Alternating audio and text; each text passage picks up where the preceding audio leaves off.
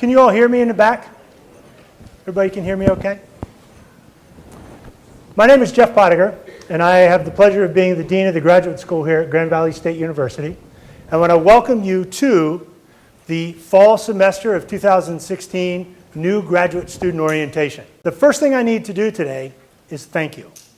And I want to thank you on behalf of GVSU, the grad school, the program that you're enrolled in, the faculty members that you're going to interact with, for selecting our university to continue your graduate education. We know there are a lot of choices out there, and we are glad that you have the confidence in us to help you get where you want to get professionally. And so today, what we're going to try to do in the next 2 hours, and unfortunately it does take about 2 hours, but look at it on the bright side. At least I'm not standing up here saying it's 3 hours. We have a wide variety of guests. They're going to talk to you and with you about things that are going to help you be successful as a graduate student. So I've looked at the sheet. I know there are people that are here today that are fresh out of grad school, or excuse me, fresh out of undergrad school. I know there are people here today that have been away from school for a while and are just coming back. Regardless, right here we are in the front. Regardless of where you fit in that spectrum, it is our intent to have you leave by the end of the day feeling comfortable about your success as a student here at GVSU. So I'd like to start today by doing something a little bit different.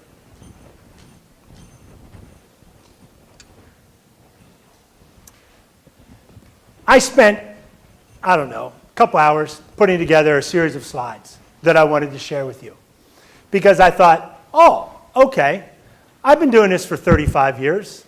I'm the dean of the grad school. I've been a professor. I've been a department chair. I've been a researcher. I have so much knowledge to share with you that Stephen has allocated me 10 minutes, and there is no way that I get this done in 10 minutes. And then yesterday, I went to an opening ceremony for our Kirchhoff College of Nursing faculty. And I was exposed to a TED Talk that actually changed me. I thought it was so powerful that I went home and watched it again. And I thought it was so powerful, I made my wife watch it. She loved it. And so today I've been on a mission telling everybody, you need to go and see the TED Talk by David Feinberg, who is actually the CEO of the UCLA hospital system. And it's about 18 minutes long. And when he first started off, I thought, okay, this guy's pretty interesting, right? He was telling some jokes, and he seemed pretty good in front of the camera. But as it went on, it made sense to me. And I told Stephen a couple of minutes ago, I said, Stephen, I've changed my talk. And Stephen looked at me like, really? Like at the last minute? I said, yeah. I said, I want to try something different. One of the things that they did when this CEO took over at UCLA hospital system, he said he went into his first board meeting and he said all they did was they talked about numbers, how much revenue was generated, what were the expenditures, where the rankings. And he said, you know what we're not talking about? Patients. He said, we're in the business of patients. And I thought to myself, we're in the business of students. And so what I thought I'd start off with today is some success stories of students. And as I go through these, I promise they'll be brief, I want you to think for a minute how that can be you. What you need to do to be that person and how you're going to be successful. So let me just read a couple of things from you. These are actually Grand Valley State University students that just graduated this past year. Catherine Christopher, Master of Science in Engineering, and Brianna Taylor, Doctor of Nursing Practice. Graduate students Catherine Christopher and Brianna Taylor won $5,000 at the Entrepreneur U Plan and Pitch competition sponsored by the Michigan Women's Foundation. Participants were required to perform a 4-minute pitch for 5 judges. The interdisciplinary duo was the only team from GVSU at the competition. They won second place in the growth business category, and along with the $5,000, they received in-kind services from accounting, marketing, and developing firms. Alex Dudek, Master of Education in Higher Education. Alex received the American College Personnel Association Coalition for Graduate Students and New Professionals 2016 Outstanding Dedication for Professional Service Award. He received his award in Montreal, Canada during the ACPA's 2016 annual convention. This award is given to new professional or graduate student in higher education or student affairs related field who demonstrates an outstanding commitment to the field of student affairs through involvement in professional associations, committees, conferences, or graduate program recruitment. Catherine Hextra, Master of Health Sciences.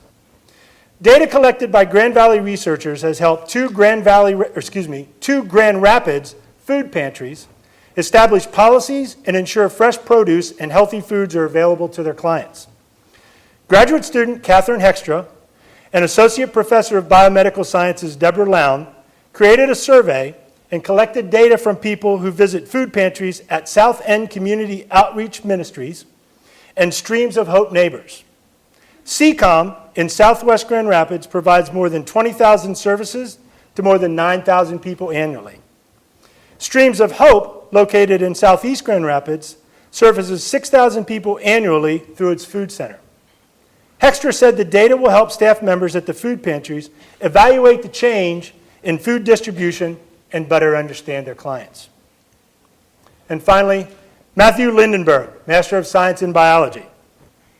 Following Matt Lindenberg's graduation in April 2016, he moved to Atlanta, Georgia, where he accepted a position of senior producer for Friendly Human.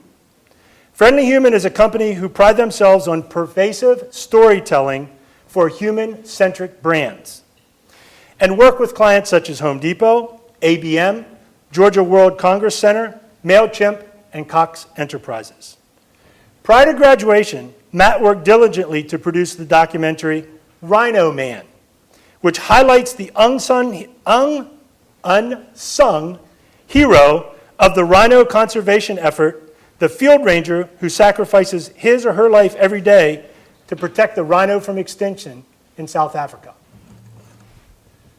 Those 5 or 6 students that I just talked about, they were in these seats 2 or 3 years ago. They're where you are now, and you can be that person. Here's what you need to do. 2 words I want you to think about: knowledge and interaction. So knowledge seems to be pretty self-explanatory. You came to graduate school for knowledge. You need the knowledge to be a better English teacher. You need the knowledge to be a better biologist. You need the knowledge to be a physical therapist or a physician assistant. So you go to class. You take notes, you listen to your instructor, you do papers, you do exams, you have clinicals that you go to, you do research projects, and you gain that knowledge. But here's the thing. If you take that knowledge and you don't apply the second word to it, you don't interact with people, you are missing most of what graduate school is all about. And you are missing the opportunity to set yourself up to be successful. So what does interaction mean?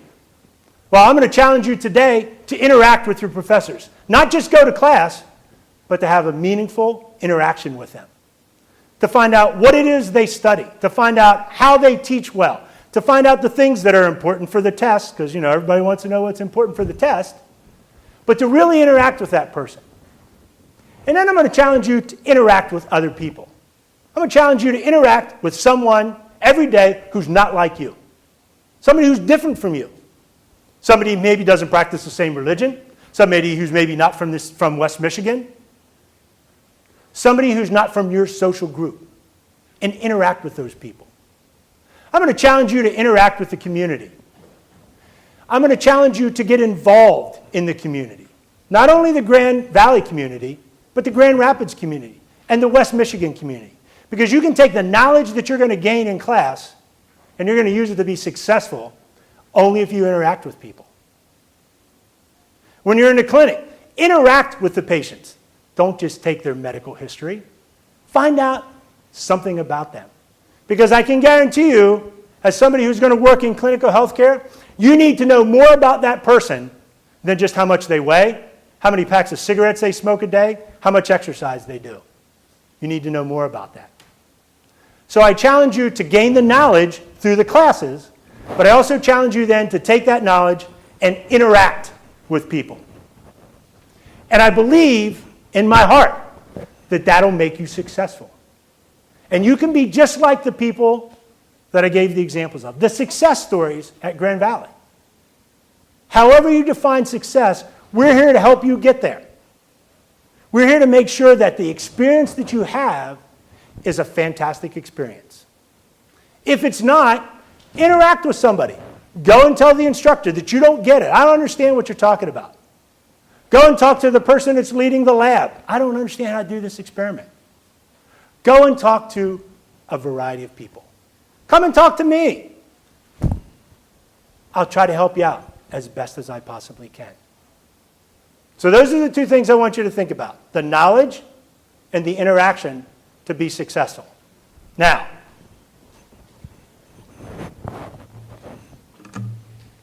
for those of you that feel compelled to kind of take a look at my slides that I put together, they're going to be online. You'll be able to take a look at them.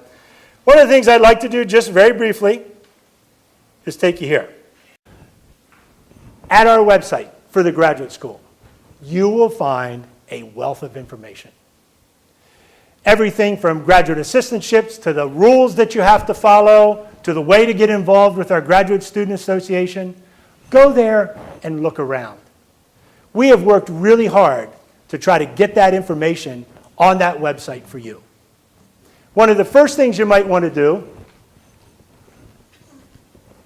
see, when you put Professor Smart and I together, technology, we're in trouble. I'm not sure where we're going to end up on this, right? Jeff, you're gonna There we go. You're going to apologize now? I am apologizing, Bob.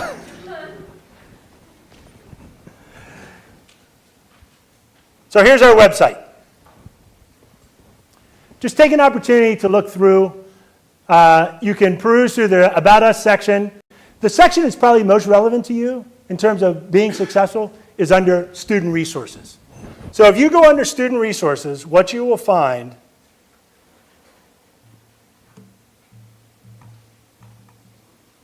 is, you'd be surprised how many times my 14-year-old son tells me I'm technology challenged. Apparently so. You'll find a lot of places to go and get some information. And so if you just take the opportunity to go here, I think it'll make for a smoother transition as a graduate student here at Grand Valley. So I wish you the best of luck. If there is anything that I can do for you, please come and see me.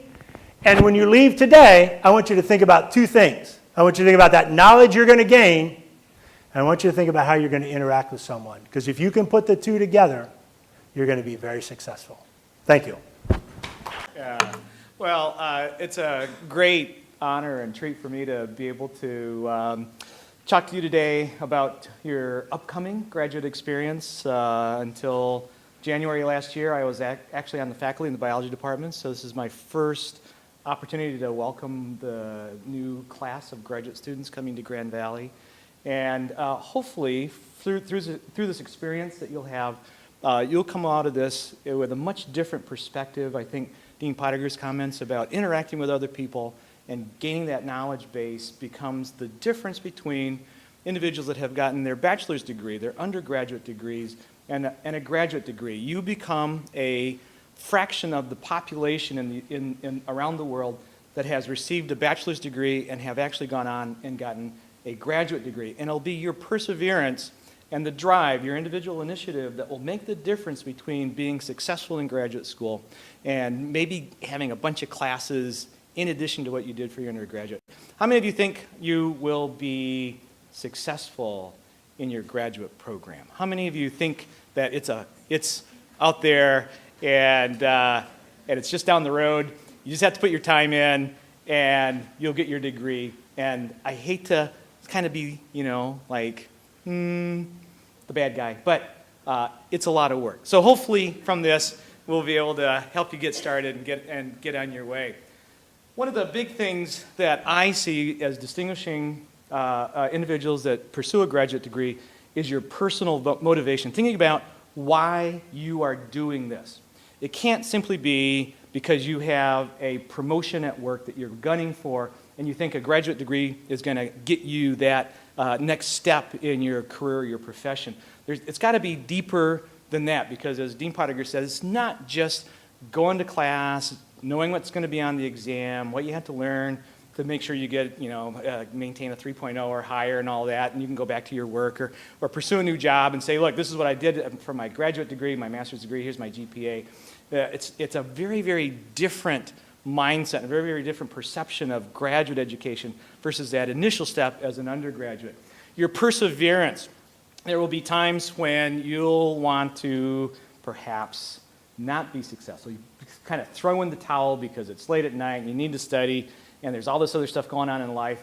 Your personal perseverance will make the difference between being successful in graduate school and maybe kind of almost getting there, but maybe not quite making it. It's that drive to learn that goes above and beyond what probably most of us experienced as an undergrad. I confess, when I was an undergrad, I had a lot of distractions. I was doing a lot of stuff besides going to class maybe or studying for exams. And, okay, well, that was the old days. But going on to graduate school was the point in my life where it dawned on me how hard I could work and how important it was to be successful in my education so I could pursue the career that I wanted. And I guess, at least my mom would say, it looks like you turned out okay. Time management becomes an important element of that. It's really easy to waste a lot of time trying to, do work for classes, internships. Maybe you're going to do a thesis or a project. It becomes a very individualized process at the graduate level. So a lot of this is going to fall on you, managing your time to be efficient and work as effectively as possible with the time and all the other demands you have in life will become a very, very important skill to acquire during your graduate degree. Have a balance in your life. Spend a little bit of time, take a little bit of time for yourself, for friends, for family, for your favorite pet, whatever you find, baseball games, whatever you find, hockey. Take a little bit of time for that. Financial support. I don't know. These are actually slides from the guy that had the job before me, and I've looked at that, and I haven't come up with anything good to say about financial support. So spend wisely and don't go on extravagant vacations. Emotional and intellectual support. Make sure that there are people around you that can give you a pat on the back and encourage you at the point where you're feeling a little discouraged or a little bit down. Build that network. That's Dean Potteiger's suggestion, to interact with people, to build friendships and colleagues and collegial interactions so that you can support each other. The folks you do your graduate program with will become your best friends because they're going through the same thing you are. They need the same emotional support you do, and it'll become this very, very strong bond and interaction that you have with the folks you're going through your program with. Encouragement. Make sure there's somebody there to encourage you. Look forward to, anticipate, and hope for good feedback from your mentor, from the faculty, and from your colleagues. Don't let them off the hook without giving you good feedback. This is an educational experience. It's not a criticism. Right? Take that advice, take that feedback, and develop from that. And resilience. Bounce back. Hang in there. Don't give up. One of the things that makes the graduate experience different is that at this point in your career, in your educational career, you should have expectations of the faculty. What you hope the faculty will offer you through your graduate experience. Faculty, you have every right to expect that the faculty are well trained. A lot of the faculty have been doing this for a while. They've gone on in their own educational careers. They should have a good idea of the discipline, the types of materials that they're trying to present to you in a coherent, cohesive way. They should have this deeper knowledge, and by golly, you squeeze it out of them. You push the faculty to give you what you want to have as part of your educational experience. Become active in professional organizations, both through your program. There's a whole group of organizations called the Graduate Student, GSA, Graduate Student Association. Each of your programs has an individual program. Get involved with that. It's specific to your degree program. Get involved with your professional programs, the Masters in Public Administration, the professional societies for physicians assistants and physical therapists. There are professional organizations out there that are designed to provide support and collegial interaction within each of those disciplines. So become active in those, and your faculty should be active in those as well. They should be able to give you this insider knowledge, people that have had experience doing this stuff for a long, long time, to give you something a little bit deeper than you might have experienced as an undergraduate. And they should foster that drive and desire for a deeper knowledge, a deeper learning in that particular content area than you've had maybe in the past. Your undergraduate stuff, I know I've heard it for years and years. I've been teaching for a long, long, long time, and I don't know how many times I've had folks come to the office and say, why do we have to do the gen ed stuff? It's not what I'm interested in. I really want to be pursuing the stuff that I'm interested in. I'm in biology, so it was always, I'd rather take a bird class than, music appreciation. Well, that stuff, actually, music appreciation is something that keeps coming back on a regular basis. At this point, though, you will have that focus. You will be taking no gen eds. This will only be coursework that is specific to your career path, right? So this is your chance to really dig in and go for that deeper learning, and the faculty should help you get there. Faculty should provide you with appropriate critical appraisal, not criticism, but appraisal, helping you understand where your strengths are, where your weaknesses are, and help you develop, especially in those weaknesses. And they should foster your professional development. Part of graduate school is not just gaining that knowledge, but it's also developing into a professional. Don't think of graduate school as just simply being in college. This is the beginning of your professional career, or an extension if you're coming back to school and have been in the workforce for a while. Of course, the faculty will have expectations of you. Greater initiative. This is that individual learning where you're out there really plugging away, working hard, because this is what you want to do. You've made this decision to come back to graduate school. This is your choice. You're not doing this for your parents or for your cousins or anybody else. This is really your deal, right? So you should have this very self-directed learning and greater initiative than you might have had at the undergraduate level. Professional behaviors both in class and out of class. Communicate as a professional. Manage your time as a professional. Offer feedback and receive feedback as a professional. Okay? Kind of work along those. Be responsible. Do the work that you've been asked to do. Actually do a little bit more work than you've been asked to do. That'll distinguish you from everybody else in your cohort, in your program. That will be the difference between being really successful and just kind of going through doing the motions. Be collegial, cooperate with peers. You're going to be probably assigned group projects, and there's going to be somebody in your group that's not going to pull their share of the work, right? Be professional about it. Use that as an opportunity to sit down with that person and as a professional say, what do we need to do to get you on board, to help you kind of get into the mold and help us be successful in this particular project. Integrity and honest effort, by far, when your faculty start writing you letters of recommendation for that job, for them to say this individual is of the highest integrity and put in the most honest effort I've ever seen, those words go a long, long way in a letter of reference to get you into your career. Build on your previous learning and experience. Take everything you've done in the past and collect that all together and make that part of your current educational process. Okay? One of the things that makes graduate education unique is this mentor-mentee relationship, association. I know some of you probably had that as an undergrad, and maybe you've had that in some regards in a work environment. But at the graduate level, this becomes a very, very unique aspect of education, this relationship and this working relationship between a mentor and a mentee. A good mentoring by a graduate faculty member makes the difference. That's that interaction that Dean Potteiger talked about, maybe a little bit outside your comfort zone. I know at the undergraduate level, a lot of schools, graduate students that I've had that have come from other schools will say, I never had the opportunity to talk to my advisor as an undergrad. They weren't in the office. They were always doing other stuff. I couldn't make an appointment. So for a lot of folks coming to graduate school, they haven't had that strong mentor-mentee relationship because of the school and so on and so on. Grand Valley, I hope you find that to be a very, very different ideal and work environment, this mentor-mentee relationship, where the faculty are really invested in your education. It's part of this association. A good mentor should be dedicated to your achievement. right? They should be there to help you achieve and be successful. They should motivate you. Sometimes, little, I hate to say this, tough love. Some cases, other times it's, how can we help? What can we do? Be a constructive critic, friendly guide. So it goes beyond the faculty member assigning you a grade for the coursework, the exams that you turn in, the papers that you turn in. There should also be kind of this collegial friendship that develops to help you through all of this educational stuff.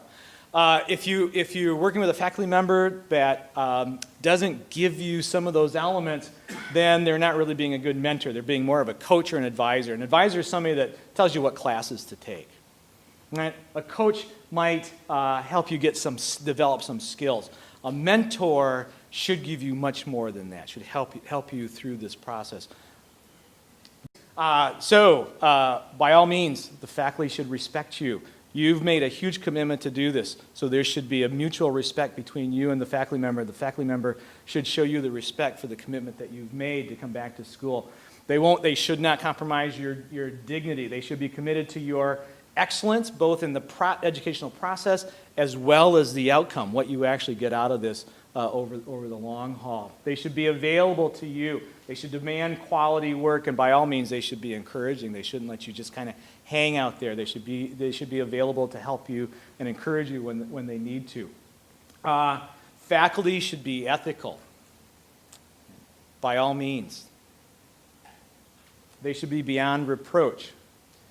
There are mechanisms at the university that if you feel that in some way, shape, or form a faculty member is not being ethical, there are avenues for you to pursue to rectify and resolve that issue if it emerges. Make sure that you're aware of that and take advantage of it if you need to. A faculty member, a mentor should be philosophical. They should have this big picture. What's the global view of your discipline that you're pursuing as part of your graduate degree? And there should be this openness between you and the faculty member. Faculty members should be willing to sit down and say stupid things to get you to think. They should be comfortable enough with their role as a mentor to say things to try and encourage you to think beyond the bounds that you've thought before. Right, a mentee. This is your role. This is where you all come in. Same thing. Be respectful of the faculty. Be respectful of your colleagues in your classes and that you're working with on various projects.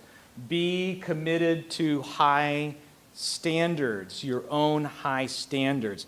If you establish the standards in a program that you feel emulate your abilities and the standards that you want to be reflected of from Grand Valley, it's up to you to set those standards, be part of that group. Be passionate. You just have to really want to do this, right? This becomes kind of front and center for a couple of years. Philosophical, be open to discovery. Learn things that you didn't think you cared about. And by all means, be ethical in your work as well. Be honest, be above board. Transparency is a term that we use in the office on a regular basis. Everything we do, the decisions that we make, we do it in a way so that others will understand why we made those decisions. It's just part of that ethical code in academics and that should be in part of the work world. The mentor-mentee relationship becomes a synergy between you and the faculty that you'll interact with and your colleagues in your classes. It's a collaboration, right, where both groups are involved in the educational process. You should be on the same page. Understand what the faculty member expects. Faculty members should understand what you expect. And by all means, if you can exceed those, then you'll do very, very well in your professional career, if you can go above and beyond that. You should both benefit. The faculty should get as much out of you being here as you get from the faculty. It should be this mutual, this synergistic relationship. The graduate students that you work with should also be part of that mentor-mentee relationship. There are second-year graduate students who have been through part of this. Build those interactions with those second-year students. They can help you through some of this stuff, give you some additional guidance that might make this process much richer and much deeper than you had anticipated it would be just at the beginning. They have this, the second-year students have this professional experience. Being able to mentor graduate students, that graduate student culture, mentor that culture, you'll be doing this a year from now. All right, so you'll take on this role. Finding a mentor, Dean Potteiger said, get out there and talk to people. Go outside your comfort zone. Talk to the faculty. Find out what they're interested in. Do their interests connect with your interests in your discipline? If you find a person that offers you that clear interest that corresponds to yours, start to spend time with them and ask them if they'll be your mentor. Work with them as your mentor. All right, so I think I'm at my point in time, but certainly let me, by all means, follow Dean Potteiger's comment. Best of luck. Work hard. If you have any questions that I can help with, please don't hesitate to send me an email or stop by the office. I'm happy to chat. All right, thank you.